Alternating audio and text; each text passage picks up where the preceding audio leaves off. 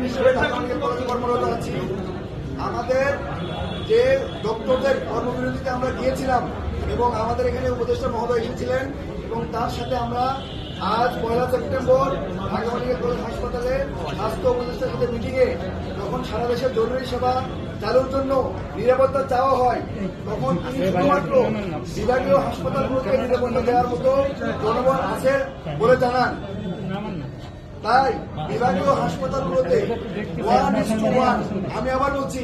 একজন ডক্টর, একজন সিকিউরিটি ফোর্সের সদস্য, সেটা হয়তো বা আর্মি হতে পারে, সেটা হয়তো বা পুলিশ হতে পারে, 1:1 সিকিউরিটি নিশ্চিত করে ঠিক তখনই যেসব হাসপাতালে এই সিকিউরিটি এনশিওর করা হবে, শুধুমাত্র ইমার্জেন্সি সেবা চালু থাকবে। কোন ধরনের রুটিন